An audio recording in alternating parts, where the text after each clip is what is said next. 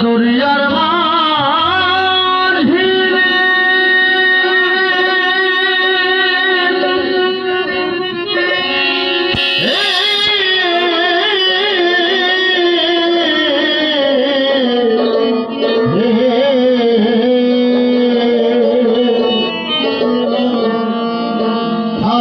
মাঝি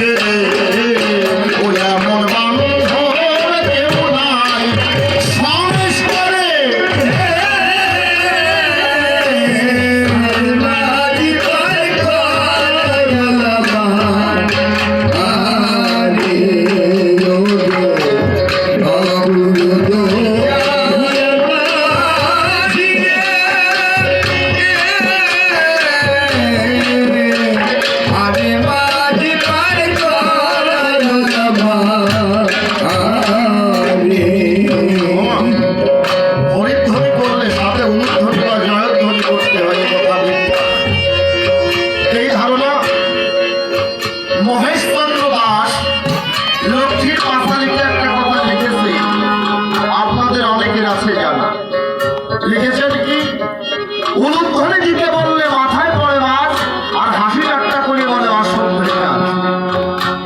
কিন্তু যেই ধারণা এই উলুধ্বনিতে দীনবন্ধু সন্তুষ্ট হয়, এ কথা মিথ্যা না।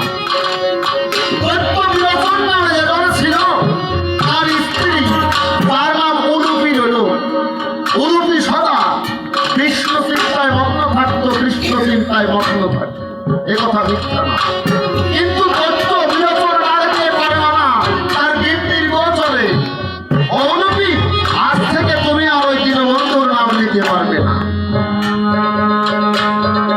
মাগো, ভক্ত যদি ভগবানের নাম না নিতে পারে, ভক্তরা যদি ভগবানের নাম থেকে বঞ্চিত হয়, তারা এই ধারণা, তাহলে তাদের মধ্যে জাগে যে বেদনা, একটু ভাষা দিয়ে প্রকাশ করা যায় না, যায় কি?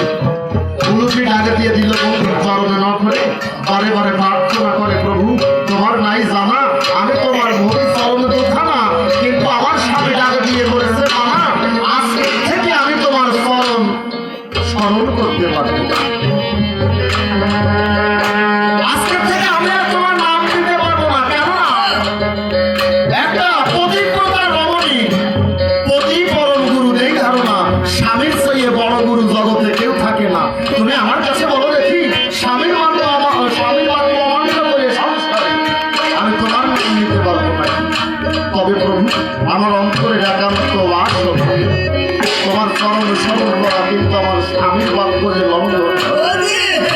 দীনবন্ধু ডাক দিয়ে বলে, তাই উলুপি তুমি আমার কথা ভাবে, আমি তোমাকে এমন একটা ব্যবস্থা দিতে চাই, তাতে তোমার স্বামীর বাক্য রক্ষা হবে, আবার তোমার ইচ্ছাও পূর্ণ হয়ে যাবে। তুমি আমার কথা নেবে? প্রতি সন্ধ্যাকালে ভাসিয়া নয়নে জলে, যখন তোমার আমার চরণে স্মরণ হবে, তুমি আমার কথা নিও, জয়ধ্বনি কথা উলুধ্বনি দিয়ে বলে, তুমি আমার ডাকিও, তোমার ভালো, ওই উলুধ্বনির মাধ্যমে কৃপা করে আমি তোমাকে জগতের বুকে কৃপা করে চরণে যাবে।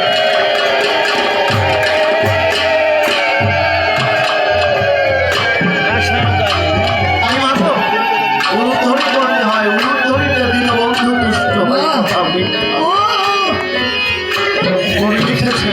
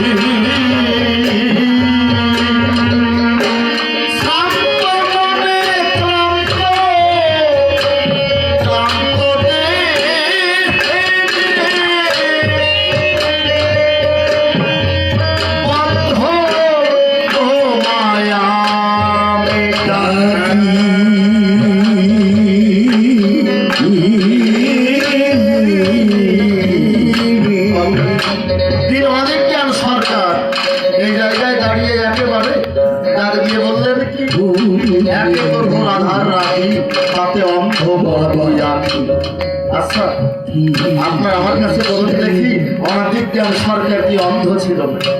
কিন্তু লিখেছেন এখানে, উনি জানেন জগতের তারা জ্ঞান অন্ধ হয়ে আছেন বাবা, অজ্ঞানতার অন্ধকারে চোখের উপরে আবার সৃষ্টি করে নিয়েছে বর্তমান। গুরু যদি তার জ্ঞানটা আমাকে সমাকার ধরে বলে, আমাদের এই অজ্ঞান আমাকে দূরীভূত করতে পারে, জ্ঞানের আলোকে বর্তিকা প্রজ্বলিত হয়ে সংসারে দীনবন্ধুর কৃপারূপ চিরদাস জীবন মধ্যে প্রকাশ হরিবল হরিবল হরিবল। তাই কবি লিখলেন, একে তো আধার রাতে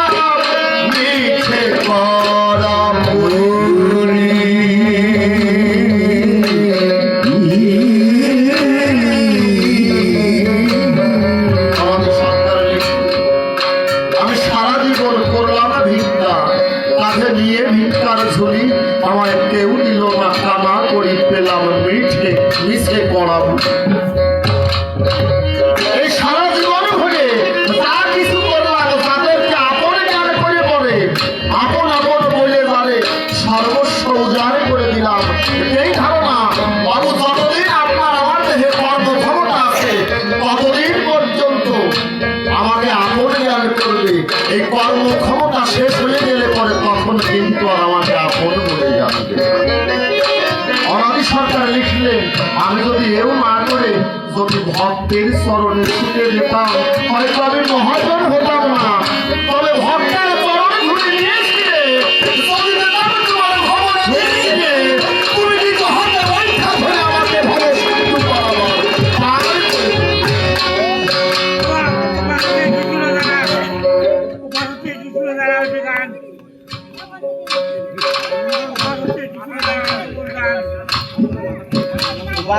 আপনি যা করেছেন আমারও পরে কাজ করে ফেলেছেন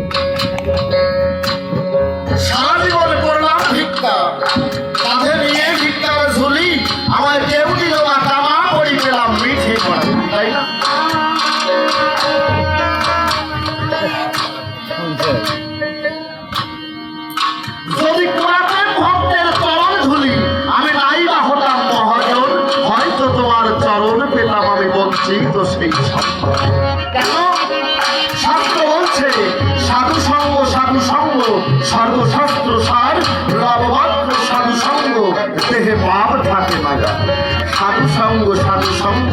সর্বশাস্ত্র হয় লবমাত্র সাধু সঙ্গ যুগের সর্বসিদ্ধ।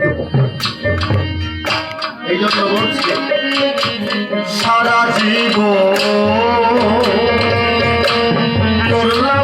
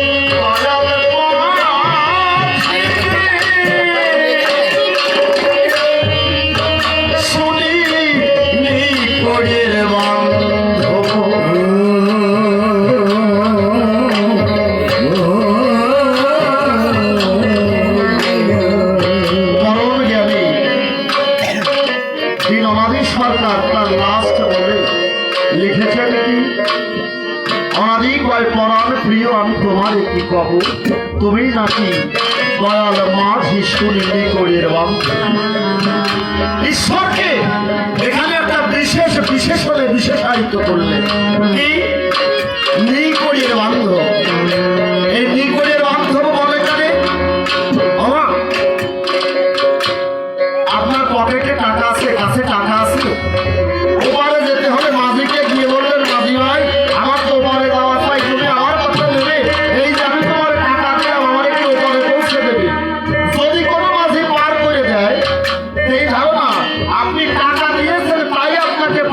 দিয়েছে, এখানে মাঝির কোনো কৃতিত্ব থাকে না, থাকে কি? টাকা দিয়েছেন তাই পার হয়েছে, কিন্তু আপনার পকেটে টাকা নাই। গিয়ে বললেন, মাঝি ভাই তুমি আমার কথা নয়, আমাকে আবার কৃপা করে উপরে পৌঁছে দিতে। টাকা নাই, পকেটে টাকা নাই। মাঝিকে গিয়ে নিবেদন করলেন, তাই মাঝি ভাই আমার তো পকেটে টাকা নাই, তুমি আমার কথা বলে, তুমি কি আমাকে কৃপা করে উপরে পৌঁছে দেবে? কোন মাঝি যদি পার করে দেয় তাহলে ওই মাঝিকে দয়াল মাঝি বলা যায় না? টাকা দিলে যখন পার করে দিল, ওকে নিকটে গন্ধ বলা যায় না? কীর্তিবাসী আমাকে লিখেছে, যার সঙ্গে করেছিল গেল পার হয়ে, আর করিবিনে পার করলে তারে বলবো নেই, পরম বান্ধব বলে বলবো। এই ধারণা বৈষ্ণব শাস্ত্রে করে দিয়েছে মানা, শেষের দিনের নাবিক নাই আমার দয়াল মাঝি। অমূল্য রতন সরকার লিখেছে, বৈতরণী নদীর খেয়া ঘাট, এই ঘাটে পার হতেই হবে, হোক না রাজা বড়লাট। ঘাটের মাঝি পার গোবিন্দ, তার সাথে যার নাই সামর্থ্য, এই ঘাটে তার খেয়া মন্দ, হোক না রাজা বড়লাট। বৈতরণী নদীর খেয়া ঘাট। ও নরেন্দ্র দত্ত, বলতে পারো এই দেশের টাকা নিয়ে সেদিন যদি ভবপাড়ের মাঝি যেজন থাকবে তার কাছে গিয়ে যদি এই অর্থ দিয়ে বলো, মাঝি আমাকে পার করে দাও, তুমি আমার কাছে বলো দেখি, মাঝি সেদিন তোমাকে পার করবে নাকি? এই ধারণা, এই স্বাগতিক অর্থ, স্বাগতিক টাকা শেষের দিনে তোমার ভবপাড়ের করি হবে। তাহলে যে টাকা যে করি শেষের দিনে আমার কোনো কাজে আসবে না, আপনার আমার কাছে বলুন দেখি, ওই টাকার কোনো মূল্য আছে না? তোমার কাছে যেই ধারণা, এই জন্য টাকা মাটি, মাটি টাকা বলে বলে এই টাকাকে ছুঁড়ে ফেলেছি গঙ্গার ভেতরে। শুধু তাই না, এই টাকা কি করে আমার মধ্যে অহংবোধটা সৃষ্টি করে, আমি তোকে জাগরণ ঘটাই। আমি বলতে পারি আমার কাছে, আমার ব্যাংকে 1 কোটি টাকা আছে, এই ধারণা, এই যে আমার পকেটে অনেক টাকা আছে, এই পরিমাণ আমার ভগবানের প্রতি মন একনিষ্ঠ হবে না, হবে কি? বাবু একজন ধরুন এখানে কালী পুজোয় 1 মণ মিষ্টি নিয়ে এসেছে, ও 1 মণ মিষ্টি নিয়ে যদি কেউ আসে, আপনার আমার কাছে বলুন দেখি, ওকে নিজে হাতে আনবে না, চাকর দিয়ে আনবে না? যে সময় মানুষজন বেশি থাকে ওই সময় যদি আমার মিষ্টি নিয়ে আনলো, কেন? তাতে সবাই দেখে, তাই তো? তাই নয়, যদি কারো 5 কেজি মিষ্টি দেওয়ার সামর্থ্য থাকে, ও নিজে নিয়ে আসবে হয়তো হাতে করে, কিন্তু ও চাপুর দিকে তাকাবে, আমি 5 কেজি মিষ্টি নিয়ে আসি যেন সবাই একটু দেখ। কিন্তু কেউ হয়তো কিছু আনতে পারে নাই, 10 টাকা দিয়ে কিছু নকুল দাম এনে করে ধরে দিচ্ছে মায়ের নাম অতি সন্তোষ মনে, একটা রসিককে বিচারে মনে মনে করে ধারণা, আমি তো আনলাম, এটা কেউ না যেন এটা আমার মায়ের চরণে পৌঁছায়, কথা আমি ভক্তিতে গদগদ হয়ে একেবারে খুলে বলি, আপনাকে বলে যদি একটু নকুল দানা এনে দেয় মায়ের চরণে না করে, আপনার আমার কাছে বলুন দেখি, মা ওই 5 পয়সার নকুল দানা বাদ দিয়ে ওই মনকে মন মিষ্টির কাছে যাবে নাকি? কদাচিৎ যাবে। বরং আমার ঈশ্বর ডাক দিয়ে করেছে, মানা করে আমার জন্য তোদের অনেক কিছু দিতে হবে না, শুধু ভাসিয়া তো নয়ন জলে প্রেমানন্দে হরি বলে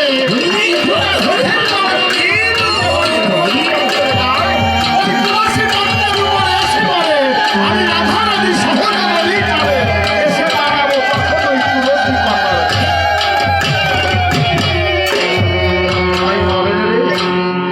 যে টাকাকে তুমি ইহলোকে অনেক কিছু মনে করছো, তোমার কাছে যেই ধারণা, পারমার্থিক জগতে গেলে পরে এই টাকার কোনো মূল্যই থাকে না। এই দেশের অর্থ করি সকল কিছু ওই দেশে অচল হয়ে যাবে, এই দেশে টাকা করি যাহাই আছে,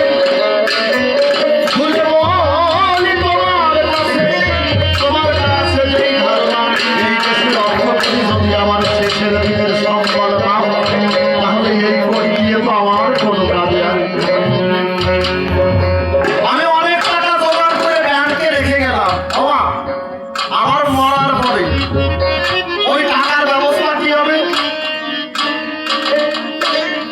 হয়তো আমার ছেলে এসে উড়াবে, না হলে আমার ছেলের ছেলে এসে মদ গাঁজা খাইয়ে নষ্ট করবে, কি তাই না? আপনার আমার কাছে বলুন দেখি, ওই অর্থ কি কদাচিৎ সঠিক কাজে প্রয়োগ হবে? এই ধারণা ওই অর্থ কখনো সঠিক কাজে প্রয়োগ হবে না। আমি টাকা দূরীভূত করে দিয়েছি, কেন জানো?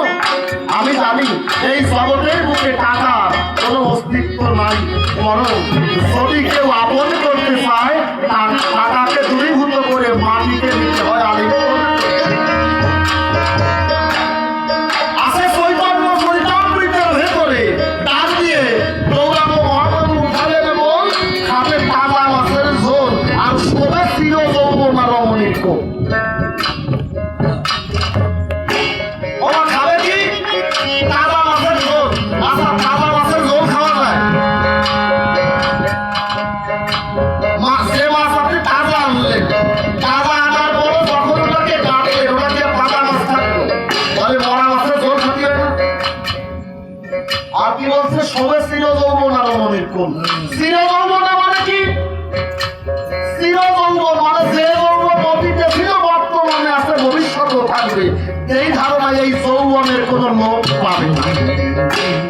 সবাই চির যৌবন আর রমণী কি বলতে পারেন, কেউ কেউ হতে পারে ঘরের বউ, কিন্তু এই ধারণা যাকে আমি বউ করে আনলাম, শৈশবে ওর মধ্যে তো যৌবন ছিল না। ছিল কি? শৈশবে যৌবন ছিল না, যৌবনে যৌবন এসেছে, কিন্তু এই ধারণা বার্ধক্যকাল এলে পরে তখন কিন্তু আর যৌবন থাকবে না সংসার, তাই তো? কিন্তু এই স্থির যৌবনা কি? এই স্থির যৌবনা হচ্ছে ধরিত্রী বা মাটি। তাই আপনাদের নিকটে বলি পরিপাটি, আপনারা আমার কথা নেবেন, যদি ঈশ্বরের কৃপাতে হয় সংসারে, এই মাটিকে রুলাইয়ে ভক্তের চরণ ধুলি শুনে রুলে পড়ে, ভক্তের চরণ ধুলি অঙ্গে ধারণ করতে হবে, এই মাটিকে নিজেকে বিকাইয়ে দিতে হবে। তাতেই কেবলমাত্র মানুষ অহং শূন্য হবে, আর টাকা অর্থের পেছনে ছুটলে পরে অহংকারের মধ্যে নিমগ্ন হয়ে যাবে বিচার। তাই আমাদের সরকার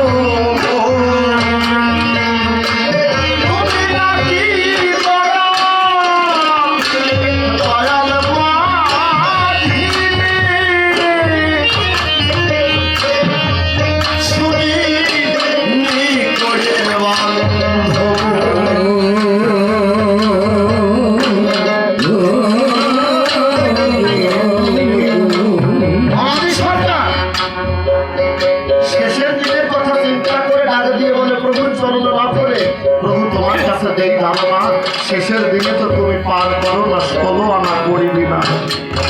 16 আনা করি, 1 আনা করি কম হবে, তুমি তো পার করবে না কোনোটাকে। তুমি কৃষ্ণ লীলা দিয়ে দিয়েছ ঘোষণা, 16 আনা করি বলে পরে কেবলমাত্র নিজ হাতে বৈঠা ধরে ভব সিন্ধু তাকে দেবেই পার করে। বলে আপনার বিরাটের বরাবরই ঈশ্বর সাথে দিয়েছেন আমাদের এই দেহ। 16 আনা করি দিয়ে এই দেহ তৈরি দিয়ে আছে ভরি, তাই কাছে গিয়ে পরে এক এক করে আমাদের ওই 16 আনা করি থেকে 1 আনা করি খোয়াতে খোয়াতে এই ধারণা এমন একটা সময় আছে আমাদের আর করি সন্ধান থাকে না। জীবনটা প্রশ্ন করেছে প্রভু, ফলের বাজারকে বলা হয় এই দেহের মধ্যে আহার মোকাম আছে না? মোকাম মানে কি? ব্যবসা কেন্দ্র। ব্যবসা করতে গেলে লাভও হয়, লোকসানও হয়। প্রভু এই ভবের বাজারে ব্যবসা করতে গিয়ে 16 আনা করি নদী ফেলায় খোয়াইয়ে আমার যদি 1 আনা করি কম করে যায়, তুমি আমার কথা বলে আমার এই 16 আনা করি কোথায় গিয়ে পাবো? আমাকে কি আরবার পাবো? দীনবন্ধু ডাক দিয়ে বললেন, তাই জিভে তোকে শুধাই, তুই আমার কথা নিবি? এই 16 আনা করি থেকে 1 আনা করি যদি কম করে যায়, এই করি আছে ভক্তের চরণ ধরে, ভক্তের চরণ ধুলি হতে ওই ভগবানের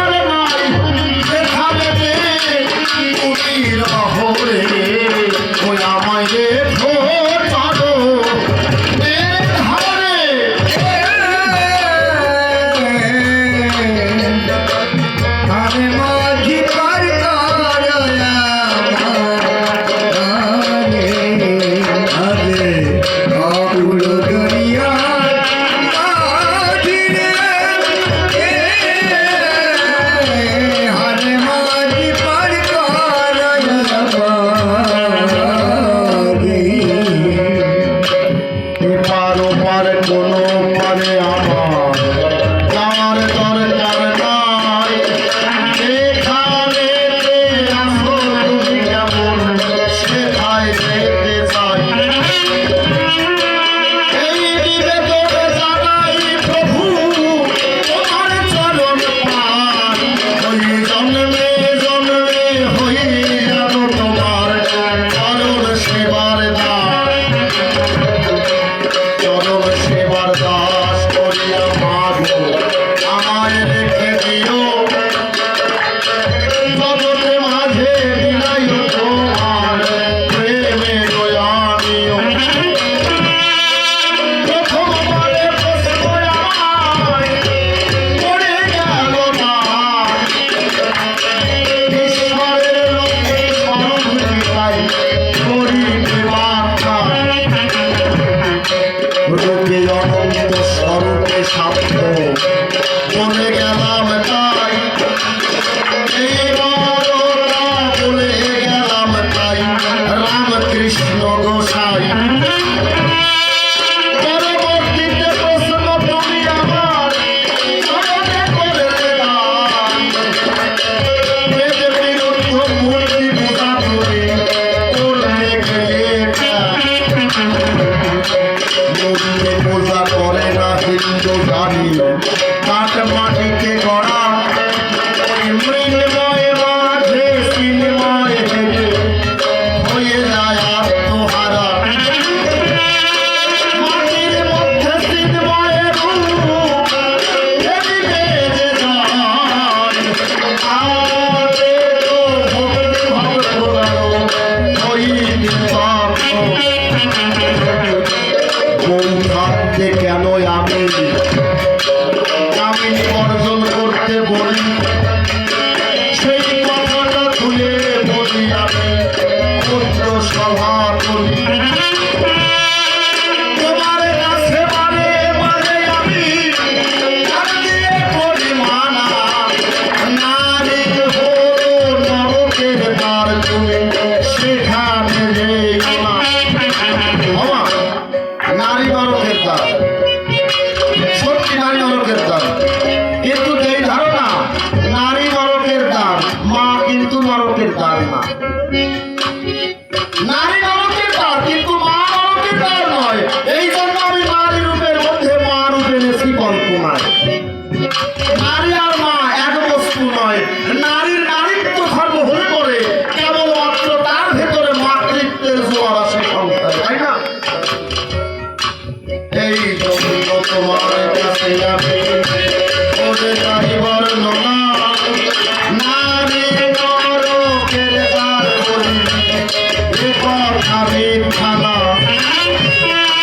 টাকা মানুষের অহংকারে জাগ্রত যে করে, সাধন পথের বাধা হয়ে যাবে তারাই সম্মুখ করে। একে একে প্রশ্ন যতই আমায় পড়ে গেল না, ওই গোটা অনুসারে তার দিলাম সমাধান। অন্য কথা বাজে কথা না, বিনা প্রয়োজন। আমার মতো সাহস করবো আমার প্রথমের ভাষণ। বুঝেছে কিবার জগতে বোঝে নাই, তার কাছ থেকে তো না বোঝা কথাগুলি আমরা জানতে চাই। আমার যোগ্যতা অনুসারে তাকে বোঝানোর চেষ্টা করছি।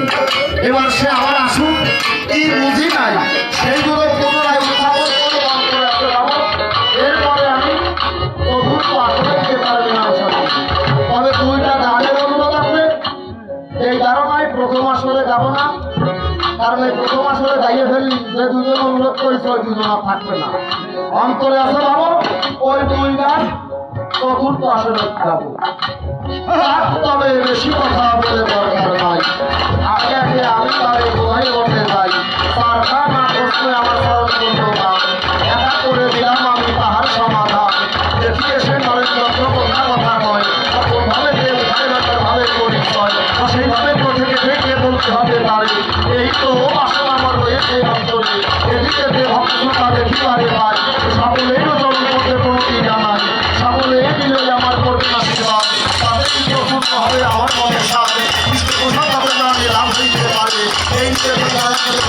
না করে এদিকে দেখে যত আমার মাটি যাচ্ছে আমি সবার আলোচনা করতে তারা নাম করবো এই মাটি এই জাতীয় আমি